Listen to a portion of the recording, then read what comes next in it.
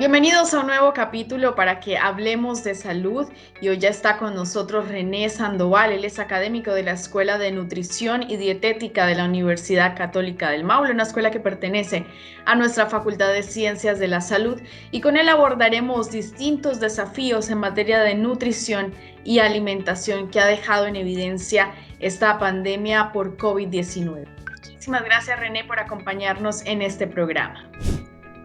Mónica, muchas gracias a ti por la invitación y espero también que tengamos una conversación acá sobre lo que está pasando principalmente en alimentación y nutrición en este caso. Así es, la idea es hacer un aporte, hacerlo bien sencillito, bien adecuado a la ciudadanía, y a ello voy. René, 10% de las personas que viven en Chile son diabéticas, 75% tiene sobrepeso y obesidad, es esta malnutrición por exceso, y son cifras que en la pandemia se vuelven más complejas porque esta población está en riesgo de enfermarse por COVID-19. ¿Cómo ves tú esta situación? ¿Crees que hay alguna manera de enfrentarlo desde las casas o definitivamente el confinamiento hace más compleja esta situación y la puede acrecentar? Bueno, en cuanto a las cifras de malnutrición, claro, bueno, tenemos acá dos aristas. La primera es precisamente el confinamiento, ya que es la recomendación de la autoridad de quedarnos en casa, trabajar desde casa, estudiar desde casa, ¿ya? ¿Qué trae esta condición de confinamiento? Principalmente es la disminución del gasto energético, de la actividad física que realizamos, ya sea el hecho de no asistir al trabajo, ¿verdad? El hecho de no asistir al colegio en los niños, ya genera una disminución importante, ¿verdad?, de este gasto que necesitamos para compensar, ¿verdad?, lo que estamos consumiendo en cuanto a alimentos. Lo otro también es lo que estamos comiendo en casa. Si bien podríamos pensar que el estar en esta cuarentena o confinamiento, tendríamos una menor oferta de estos alimentos procesados o comida chatarra que generalmente está muy cerca de nuestros lugares de trabajo o de estudio, ¿ya? Que por lo tanto podría ser a lo mejor un factor protector, ¿verdad?, en cuanto a la elección de los alimentos. Ya, pero sin embargo, hay algunos estudios que ya están, ¿verdad?, se están trabajando y ya tienen algunos resultados que dicen precisamente que esto también está pasando en la casa, o sea, estamos también eligiendo, o en este caso, cocinando, ¿verdad?, en familia, comida chatarra o alimentos procesados. Claro, uno pensaría que cuando hay más tiempo y se está en casa, la gente tendería a cocinar y, ¿cierto?, armar sus alimentos. ¿Será una costumbre? ¿Nos acostumbramos a estos sabores? ¿Nos acostumbramos a la comida instantánea y rápida? ¿Puede ser eso? Claro, precisamente, uno de los principales estudios hablan de cómo generamos hábitos alimentarios. Esto generalmente se produce en la edad preescolar, entre los 2 y 5 años, ¿verdad? Más o menos formamos un patrón alimentario, ¿ya? ¿Y qué pasa en los niños, verdad? Después de los años 90, principalmente, la dieta, ¿verdad?, de los chilenos comenzó a basarse en alimentos procesados, ¿ya? Y hubo un aumento importante en el consumo, por ejemplo, de bebidas gaseosas. Por lo tanto, yo no podría hablar de adicción, ¿ya?, pero sí de generar un hábito, ya que si estoy acostumbrado a consumir una bebida gaseosa, un helado, como pasan los niños en verano, y a veces no uno, dos, hasta tres, ¿ya? Claramente yo voy a generar un hábito y voy a tratar de incorporarlo a mi dieta habitual. Y mi dieta habitual en confinamientos en casa, por lo tanto voy a buscar de alguna manera consumir este tipo de alimentos. De hecho, bueno, las cifras son muy claras. La OMS dice que aquí en Chile consumimos 141,2 gramos per cápita de azúcar, cuando la recomendación es de 50 gramos. Tú ahí nos indicarás si esto es diariamente, esto es mensual, 50, ¿cuál es la recomendación diaria? ¿50 gramos diarios? O sea, de azúcar como azúcar refinada, ya se está hablando precisamente de evitar, ¿ya? porque cuando yo recomiendo, precisamente estoy incitando a consumir cierto Claro. alimento, ¿ya? Eh, Mira, no te diría una cantidad en gramos específica, simplemente la menor cantidad, ¿verdad? Que como azúcar refinada, como azúcar de mesa, me refiero, ¿ya? René, acostumbrados a todos estos sabores artificiales, también con gran consumo de endulzantes artificiales, ¿cómo empezar a hacer ese cambio? Ese cambio de costumbres, en que si yo le echaba 5 cucharaditas de té, empezar a echarle menos. ¿Cuál es el proceso adecuado para dejar de consumir tanta azúcar, tanta grasa? O sea, mira, yo creo que el tema del azúcar o el consumo de azúcar debe basarse principalmente en la condición, ya sea nutricional, ya sea de alguna condición patológica de la persona. Porque si viene una persona sana, que realiza deporte, ¿verdad? Que tiene hábitos alimentarios establecidos, no debería, ¿por qué no echarle 2 cucharaditas de té de azúcar a su Ya, pero café? convengamos que los índices de sedentarismo en este país son altísimos, los índices de sobrepeso y obesidad también. O sea, estamos hablando de que la gran mayoría de la población no se puede dar ese lujo de echarle unas cucharaditas al té. Yo creo que los cambios se deben realizar de manera progresiva, ya, y ojalá con asesoría. Porque yo no voy, yo si ya tengo hábitos establecidos y estos hábitos están arraigados en mí desde, no sé, los 10 12 años, y no voy a dejar, ¿verdad?, de consumir azúcar, bebidas gaseosas de un día para otro, ¿ya? Yo creo que acá es importante asesorarse por un profesional, ya sea de la nutrición, ¿verdad?, de la salud, para, en el fondo, realizar pequeños cambios, realizar control de peso, para precisamente ir evitando, ¿verdad?, o previniendo alguna situación en particular en el futuro. Lo de los endulzantes, yo te diría que no sé si tampoco es lo más recomendado. Claramente hay personas que no deben consumir azúcar, por ejemplo, los diabéticos, ¿ya? Pero también atrás de todos estos productos artificiales también hay compañías y hay una industria que en el fondo dejó, ¿verdad?, de producir azúcar, se volcó al endulzante, y no sé si a ti te ha pasado, pero hace algunos años atrás le ponía, no sé, 3, 4 gotitas de azúcar al té. Sin embargo, ahora esas 3 o 4 ya no bastan, sino que tengo que poner 7 u 8 para a lo mejor alcanzar el mismo sabor. Por lo tanto, yo creo que ahí hay que igual trabajarlo.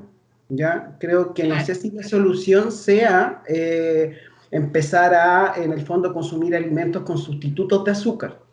Y pasa lo mismo en el consumo de alimentos procesados. Creo que lamentablemente en Chile y con esta globalización, ¿verdad? Y esta adopción de culturas que tenemos en nuestro país, donde principalmente consumimos o hemos replicado la cultura norteamericana, eh, creo que hay que trabajar y establecer medidas más drásticas en cuanto a las políticas de alimentación, ¿ya? Te doy un ejemplo. La ley del tabaco, o que en el fondo ha tenido bastante éxito, porque en el fondo, ¿qué hizo? Aumentó los impuestos, aumentó el precio y segregó a los fumadores.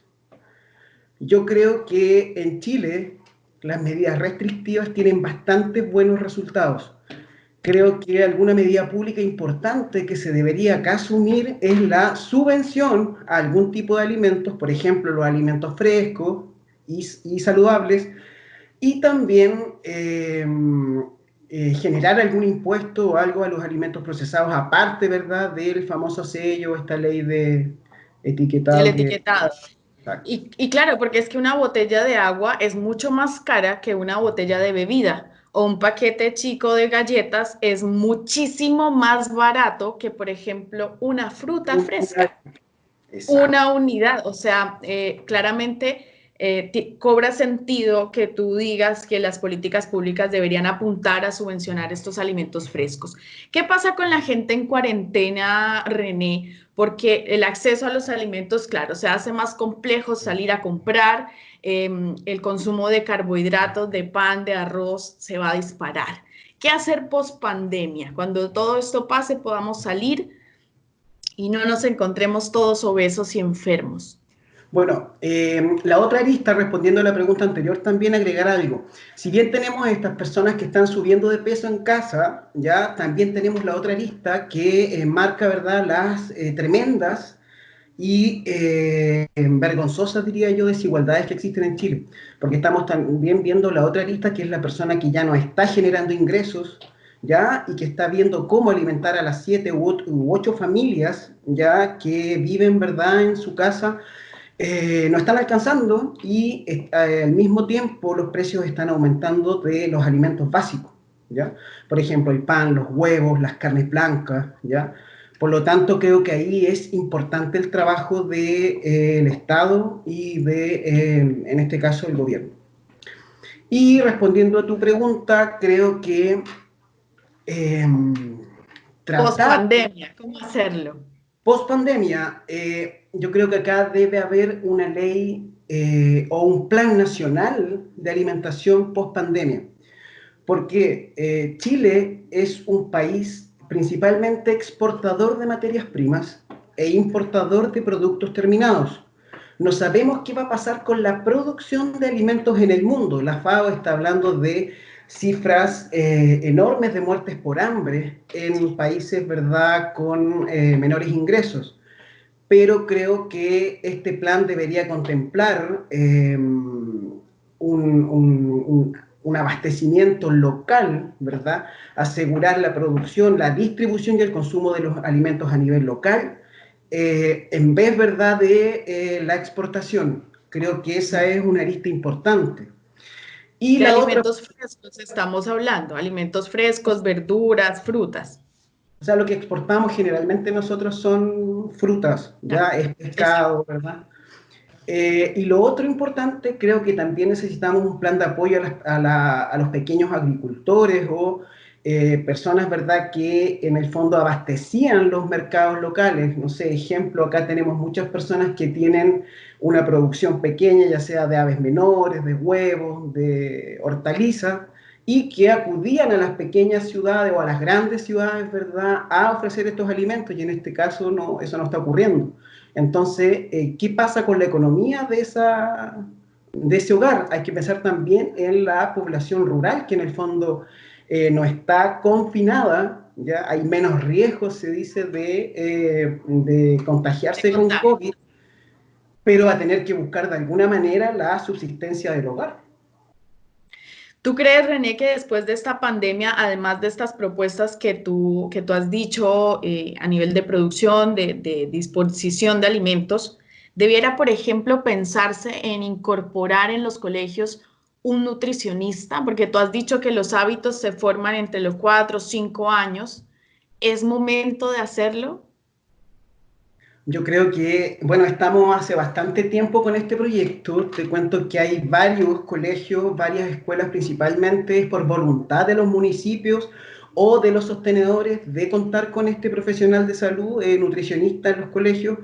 Creo que sería una medida bastante oportuna, ¿ya?, para trabajar, ¿verdad?, desde a ver, te digo, sería de manera integral, porque el nutricionista, ¿qué podría hacer? Evaluar, ¿verdad?, a toda la población escolar, ya pesquisar los que están con malnutrición, realizar los controles, ya trabajar con la familia, profesores o incluso, ¿verdad?, hacer docencia. Y además, muy importante, planificar y supervisar el servicio de alimentación escolar. Creo que sería un gran aporte a los indicadores de malnutrición en el futuro, claramente. Para finalizar, René, ¿qué nos falta? Porque claramente no sabemos alimentarnos. ¿Será un tema de voluntad personal, de política pública, de cambio cultural? Yo creo que son varios factores, pero uno de los más importantes yo creo que es la educación inicial, ¿ya? Acá no hay una educación alimentaria, acá en los planes de estudio de los escolares no hay una asignatura de salud escolar, ¿ya? Tampoco hay, imagínate que habían proyectos para disminuir las horas de actividad física. Yo creo que eso debería ser al contrario, deberíamos aumentar, ¿verdad?, la actividad física en colegio. Y no solamente la actividad física clásica, sino que incorporar nuevas formas, ¿ya? Que en este momento se está trabajando incluso en algunos programas con la universidad, en piscinas temperadas, ¿verdad? Y otras estrategias que creo que deberían tomarse en cuenta. Grandes desafíos entonces, René, no solamente para nosotros los ciudadanos, sino también para ustedes los profesionales de la nutrición. Muchísimas gracias por acompañarnos. Desde ya que has invitado a un segundo episodio, porque esto hay mucha tela de donde cortar, ¿no es verdad? No, yo encantado. Gracias a ti por la invitación y saludos a todos en su casa. Muchísimas gracias, René. Nos vemos la próxima. Recuerden seguirnos a través de todas nuestras redes sociales. Estamos en Twitter, en Facebook, en Instagram como @faxa_UCM y también búsquenos en el canal de YouTube de la Universidad Católica del Maule. Nos vemos en otro episodio para que hablemos de salud.